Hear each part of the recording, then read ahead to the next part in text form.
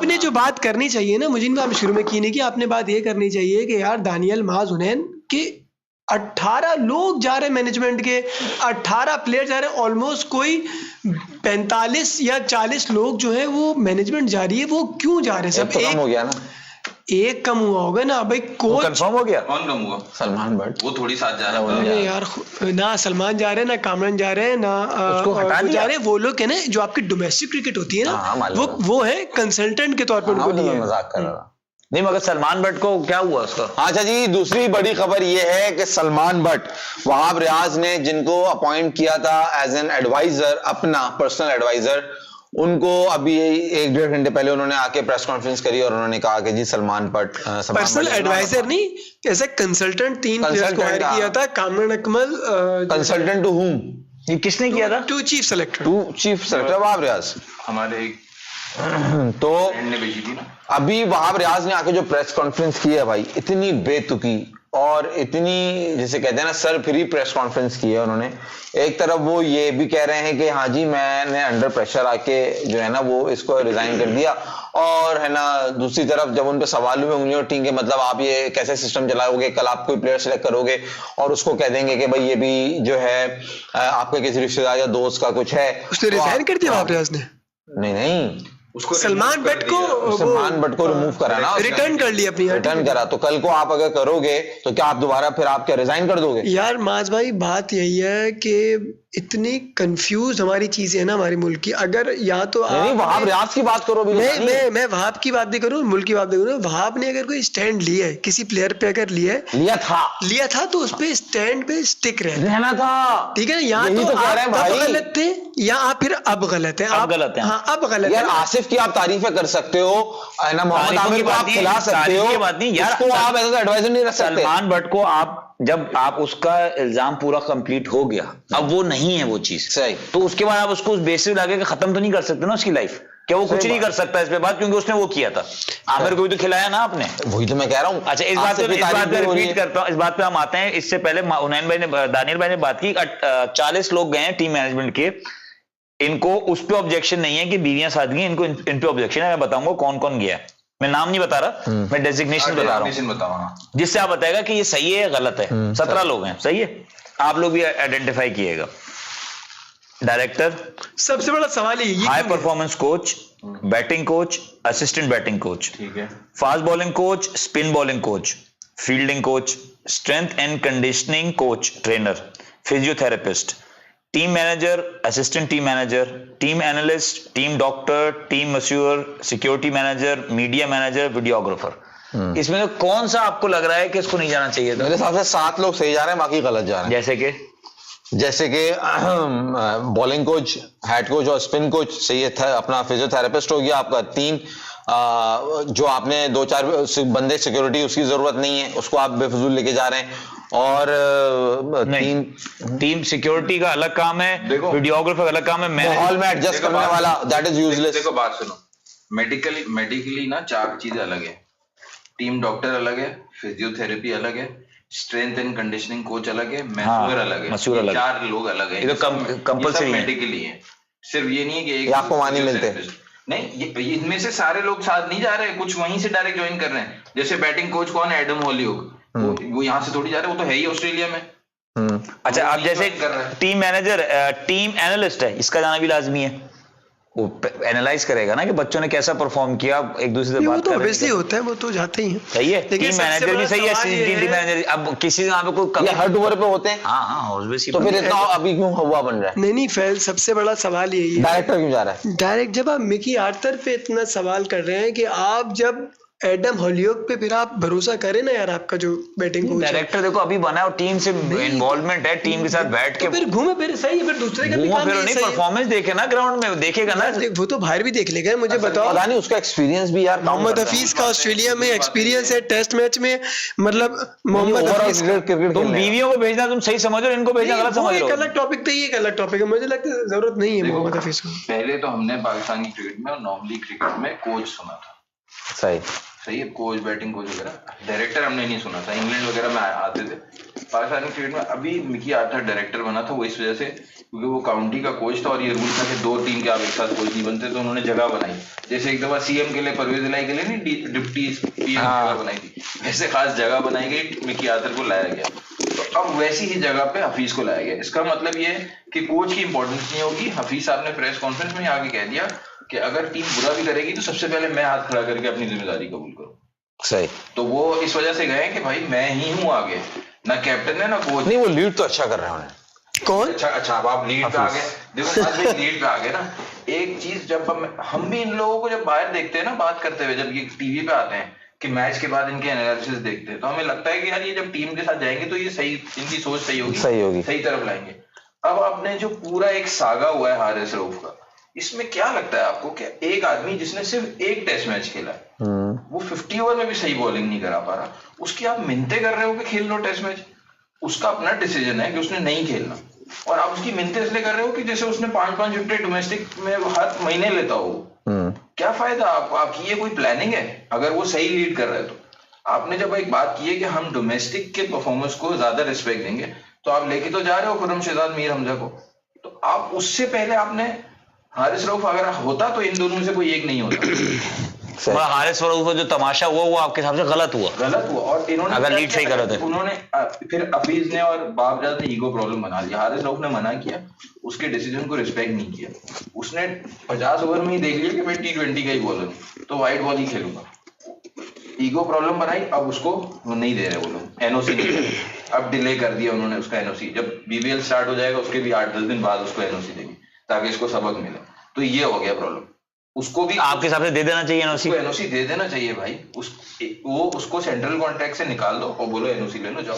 यार फैसल, सिंपल सी बात जो हुनैन ये समझाना चाह रहे हैं अपना, मतलब अपनी टसल लगाना। जब वहाब रियाज ने बोल दिया, ये जब खुद रिटायरमेंट ली थी कि मैं टेस्ट क्रिकेट क्लब नहीं हूँ, एक बंदे को दिख रहा है कि वो टेस्ट क्रिकेट की बॉल कर ही नहीं सकता, तो उसके डिसीजन को इज्जत देनी चाहिए। ठीक है, आप फिर वाइड बॉल में परफॉर्म करके दें, खत्म बात। सही है। जबरदस्ती किसी के लिए टसल चलनी है और कुछ नहीं है यार, और इसका कोई आउटपुट अच्छा नहीं आना।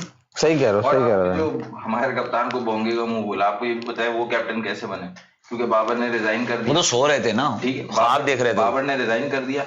अब जिनको कप्तानी का शौक है, रिजवान और शाहीन, ठीक है, उनमें से कोई नहीं बनेगा, क्योंकि पता है कि ऑस्ट्रेलिया टूर बहुत मुश्किल है, हार गए तो फिर हटना पड़ेगा, टीम से बाहर हो जाना। ठीक है, नहीं हुनैन, उसका रीजन कुछ और है। उसके बाद फिर मशवरे सारे हुए।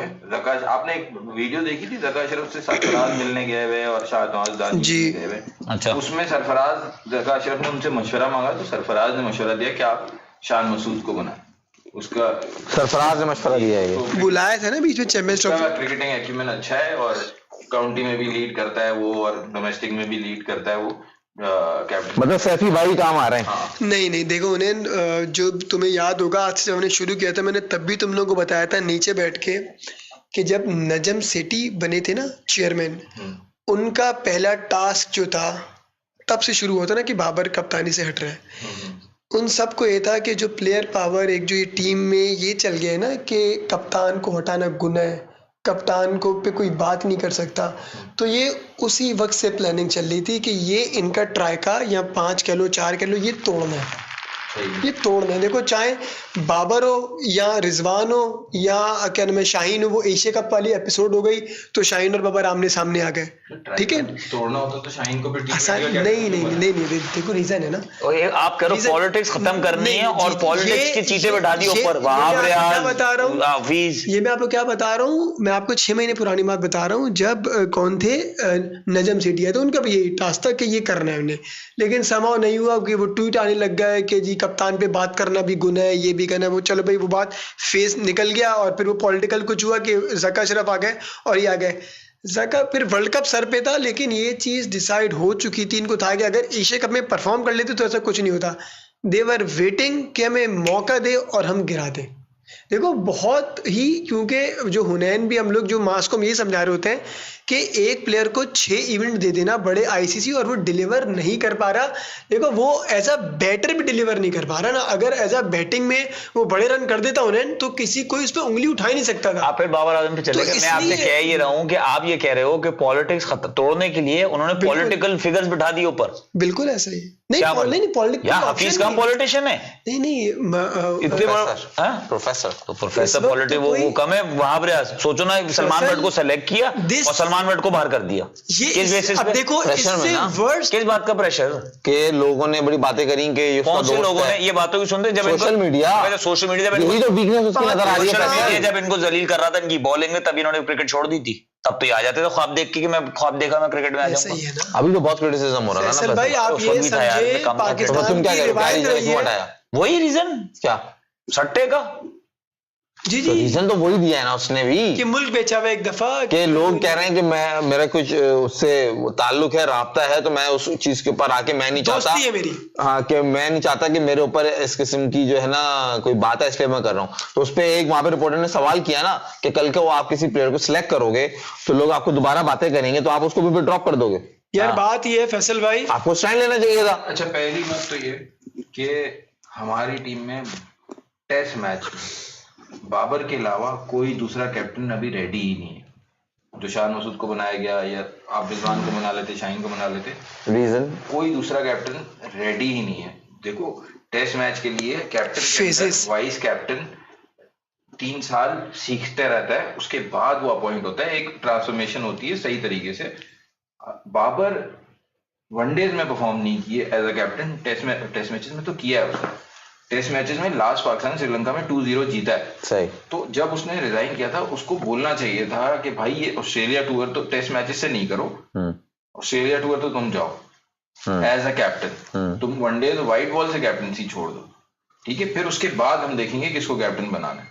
नहीं सर, मैंने आपको बताया ना, यहाँ मसले चाहे बाबर हो या पीसीबी हो, दोनों की ईगो का मसला है कि जब वो आए अपने रूम में उनसे मिलने, जब बाबर पहुंचे जो गाड़ी अंदर आई थी बड़े, उसने पहले जाके ये बोला भाई ये बताएं मैसेज कैसा लगा जो आपने लोग ने जो मुझे मेरे आगे निकाला था, मतलब जो स्क्रीनशॉट निकला था उन्हें। अगर हम मेरे ख्याल से जो बाबर ने रिजाइन दिया ना वो दिया भी सिर्फ इस वजह से ज्यादा है जो उसका मैसेज जो बाहर है। मैं यही तो आपको समझा रहा हूँ ना, मैं यही तो समझा रहा हूँ ना। और फैसल भाई आप जो वर्ल्ड कप की बात कर रहे हैं ना कि बाबर की परफॉर्मेंस पॉलिटिक्स क्यों, यार इंडिया पाकिस्तान ने कम से कम इंग्लैंड से बुरा तो परफॉर्म नहीं किया ना। इंग्लैंड ने कितना बुरा परफॉर्म किया, वहां कुछ हुआ? कुछ भी नहीं हुआ, क्योंकि बटलर ने एक वर्ल्ड कप जीत लिया है। पाकिस्तान ने इंग्लैंड से बुरा नहीं किया यार। नहीं मैं एक बात समझा रहा हूँ आपको, इंग्लैंड साहब मैच हारे हो यार। नहीं हमसे तो बुरी रही ना, हमसे तो बुरी रैंकिंग में थे। जो परफॉर्मेंस की बटलर ने तो मेरे ख्याल से 50 रन भी नहीं किए पूरे वर्ल्ड कप के अंदर टोटल, लेकिन वहां पे कुछ ऐसी हलचल है, कुछ भी नहीं है। लेकिन हमारे यहाँ उनका ट्रेंड नहीं है इतना हमारा नहीं यार, उनका मीडिया भी कम नहीं है मास, लेकिन उस बटलर ने 1870 से टीम है उनकी, उसने इंग्लैंड की जो वर्ल्ड T20 जीता हुआ है बाबर के पास। सुना उन्हें दानियल भाई 1875 में टीमें बनी। और अफसोस की बात है फैसल भाई, नहीं आप अफसोस की बात इस पर, आप क्रिकेट उन्होंने आज तक एक वर्ल्ड कप जीता जो कि पिछला वर्ल्ड कप की बात नहीं कर रहा, समझो बात वो टैलेंट की बात मैं बात कर रहा हूँ, मैनेजमेंट थिंकिंग प्रोसेस। जो ऑस्ट्रेलिया ने मास भाई का बोल के चैंपियन टीम है, दैट इज द माइंडसेट जो आपके पास अभी क्या है। 4 दिन बाद तो आपका वो जका आप बता रहे हो, जका अशरफ अभी तक आपका चेयरमैन ही नहीं है। हाँ? जब ये माइंडसेट आप टीम में दे रहे हो मैनेजमेंट को, तो वो कैसे आप मैंने कहा फादर लाइक फिगर वाली बात की ना, कैसे आप परफॉर्म करा सकोगे प्लेयर से, आपका माइंडसेट ही नहीं है। मेरी बात समझ फैसल, जो हुनैन भी और मैं तुम लोगों को बार बार समझा रहे हैं कि जका अशरफ तो अभी आया ना, लेकिन उससे पहले जो पूरी सारी बटालियन को जो लीड कर रहा था वो एक ही बंदा था, वो था बाबर। उसके अपने प्यादे थे, उसके अपनी सिपाही थे, उसके अपने वजीर थे, सब उसके अपने थे यार। एग्जांपल देता हूँ, एक छोटी सी एग्जांपल समझेगा मेरी आप, मतलब ये बात इसने बहुत मैं आपको मेरी छोटी सी बात कर लें क्या। जब कोई कंपनी होती है ना, एक कंपनी चल रही है, उस कंपनी के सिस्टम होते हैं, सही है, लोग उसमें आते हैं और लोग चले जाते हैं। ऐसा नहीं होता कि सीईओ जाने से लोग जाने से कि वो कंपनी बंद हो जाती है, ये तो नहीं होता ना। कंपनी चलती है, लोग आते हैं और चले जाते हैं, दैट द सिस्टम वर्क्स। आपका सिस्टम ही डेवलप नहीं है, लोग आते हैं वो अपना सिस्टम इंप्लीमेंट करते हैं, बर्बाद हो जाता है। भाई चल भाई तेरा नहीं चला, तू आ जा, तू चला दे अपना सिस्टम। नहीं, आपका prime minister change, system change, Faisal मेरी बात समझ। असल तो मसला ये ना इदारे का सिस्टम होना चाहिए। सब्जेक्टिव बात आप क्या कर रहे थे, करिए इन्होंने इन्होंने जो मतलब सब्जेक्टिव बात कि हर बंदे की अलग अलग राय, इनकी राय हो सकती है कि इंग्लैंड का वर्ल्ड कप ज्यादा बुरा गया है, पाकिस्तान का वो इतना बुरा नहीं गया। देखो पाकिस्तान तो हमने वर्ल्ड कप पे वैसे हमने पोस्टमार्टम भी नहीं किया, हम इतने डिसअपॉइंटेड थे सही से पाकिस्तान टीम का नहीं। हाँ पाकिस्तान 3 मैचेस जो जीता है, श्रीलंका, नेदरलैंड्स और बांग्लादेश, और चौथा मैच जीते हो आप डीएलएस पे नीदरलैंड से। जब आपका इंग्लैंड से मैच हुआ तो उसमें आप बुरे तरीके से हार गए आखिरी, तो आप ये कह ही नहीं सकते ना कि इंग्लैंड का बुरा गया या हमारा बुरा। exactly. 3 मैच जीते, हम 4 मैच जीते, बस 1 मैच का फर्क है, वो हम डीएलएस पे जीते, तो दोनों का इक्वली बुरा गया मेरे हिसाब से। तो मतलब दोनों ही कंप्लीट फेलियर गए, और पाकिस्तान का इसलिए ज्यादा बुरा गया क्योंकि पाकिस्तान एशियन टीम है, इस कंडीशन में पाकिस्तान को ज्यादा अच्छा करना चाहिए। And Pakistan was the number 1 team before playing the world cup. इसलिए नहीं मानता, ये बिल्कुल गलत माइंडसेट है सबका। वर्ल्ड T20 कहाँ हुआ? दुबई में, एशियन कंडीशंस में। कौन जीता? ऑस्ट्रेलिया। ओडीआई वर्ल्ड कप कहाँ हुआ? एशियन कंडीशंस में। कौन जीता? ऑस्ट्रेलिया। उससे पहले लास्ट T20 कहाँ हुआ? ऑस्ट्रेलिया में। क्या वो सेमीफाइनल में भी नहीं पहुंच सका? तो ये ऑस्ट्रेलिया। तो ये इस माइंडसेट से बाहर कौन जीता था भाई? नहीं भाई जो इंडिया में ऑस्ट्रेलिया में वर्ल्ड कप हुआ, कौन जीता? इंग्लैंड पाकिस्तान से। क्या वो पहुंचा वहाँ पे? ऑस्ट्रेलिया नहीं पहुंचा ना। तो ये इस चीज से बाहर आना पड़ेगा भाई। ये बातें खत्म हो चुकी हैं कि एशियन कंडीशंस में वो आते हैं, जीते। इंग्लिश कंडीशन में वो नहीं जीत रहे, हम एशियन कंडीशन में हम नहीं जीत रहे। भाई जो अच्छे क्रिकेट खेलेगा वो वाइस वर्सा है ना, वो अपने उधर जीत रहे हैं ना हम इधर अपने जीत रहे हैं।